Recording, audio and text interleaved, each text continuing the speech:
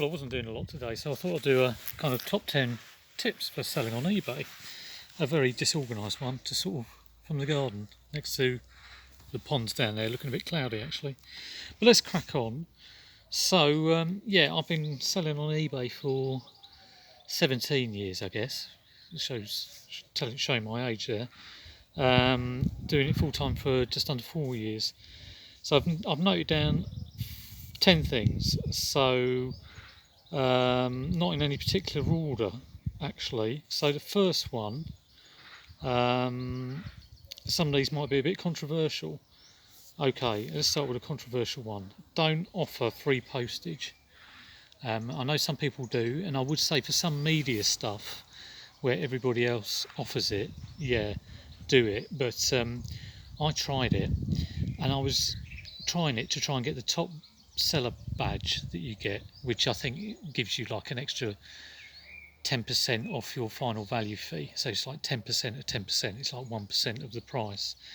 But to be honest, when you consider that if you're sending out offers on people, for people, or if you're putting in a sale, that will discount the whole price rather than just the price of the item if you have separate postage. And also, I really feel that buyers, they look at that, if they see something for £9.99 or £7.99 plus £4 postage, the core price stands out more. So I do not offer free postage on 99% of my items. Media, I would if everybody else does. It's going to make my arm ache doing this. Second controversial one. Don't bother with sort of same day dispatch or 1 day dispatch. I do 3 day dispatch. I think this is quick enough, and the time it gives me I only dispatch twice a week, normally on a Tuesday and a Friday, and it gives me time to focus on other bits and bobs. So it helps with other stuff. And if you change from 3 day to 1 day, buyers, it's not going to make a huge difference with buyers. Occasionally I might get a buyer saying, can you get this to me quickly, but we're talking a very, very small percentage, and normally I ignore those anyway. Okay, a lot of these are obvious, but it's always good to hear them. For items that do offer multiple buy discounts, so do use all those marketing tools that are on eBay.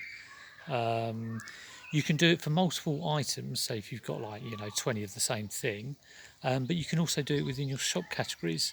So if you've got like a shop category of women's clothing, you could say buy 2 from this category and you get 5% off. So that is always worth doing. Promotions. I think promotions is a thing. This is the thing where eBay will kind of advertise your item or get it more visual, up the kind of where people see it, and you can do that on each item. A lot of people set this at a standard 1%. I used to do that. These days I'm being more selective with promotions. I will only, to start with, I don't tend to put on promotions. If something isn't shifting, I'll then consider it at a maximum of about 3%, but I'll only do it for items, non-rare items. So if I've got an item that no one else has got listed on eBay, I wouldn't bother with it because it's just waiting for the right person to come along. If I've got something like a Wii Fit board and there's umpteen of them on eBay, that's when I'd promote, things where there are a lot of them on eBay.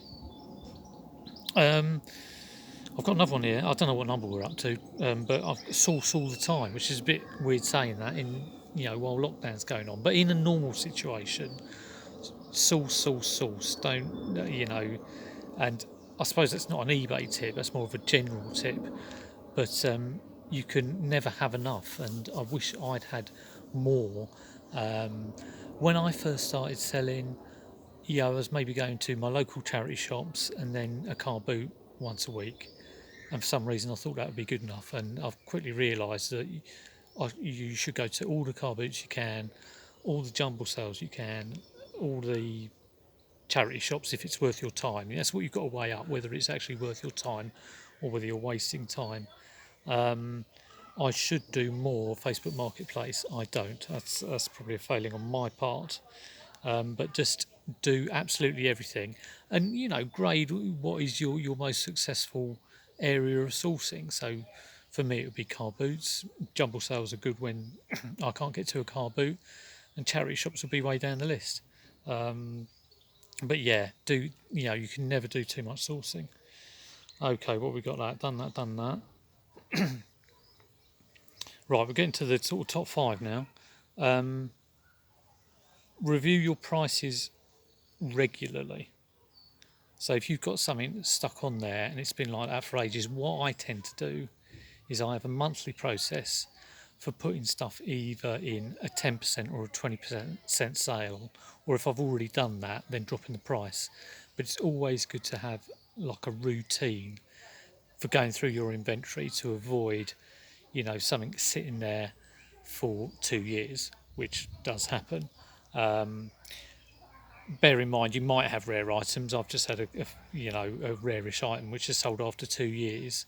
But for normal kind of stock, if it isn't shifting, stuff like clothes or whatever, you should like slowly decrease the price. There's nothing worse than it's sitting on the shelf. You may not get what you originally thought for it, but if it's been on for a long time at a certain price and it hasn't shifted, the likelihood it isn't going to go.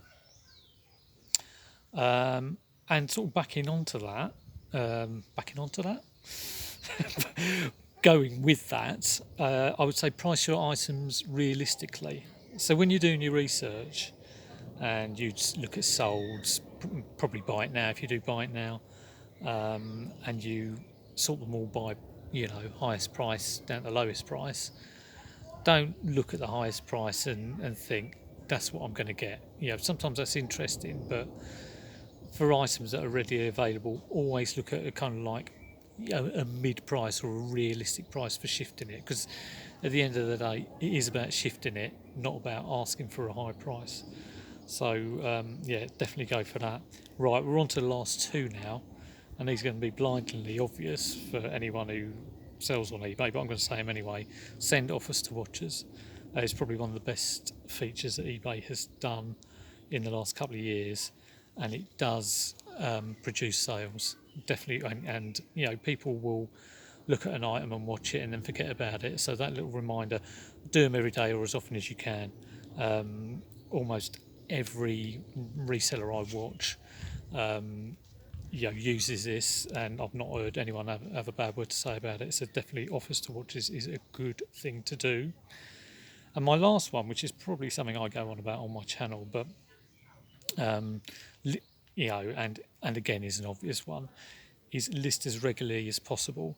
And I like to keep that consistent, so I won't do a boom and bust. I won't go through a phase of going, oh, I'm on a period of doing like 25 listings a day and I've got a little chart. I will have a minimum I will do, and then if I do any more than that, I build up my drafts, just to give myself sort of some sort of store cupboard of listings that I can do. It's getting difficult at the moment, obviously, because I'm not sourcing, but I always feel that I know I can get back to that simple. If I haven't done listing for a while due to it could be any reason really, family or maybe not feeling too great, but I always know I can get back to that simple listing every day, and I think it is the one thing. It's the activity on your shop that will increase sales on your shop. And of course that can be changing prices, etc. But the actual listing of new stuff on there every day definitely does help the algorithm. So that's my 10. I hope you like that. It's a nice sunny day today. I haven't really done a lot of work, so I really should list a few things. But that's sort of my tips. If you've got any others, do let me know below. Or if you think any of them are a load of rubbish, let me know as well. But I hope you enjoyed that.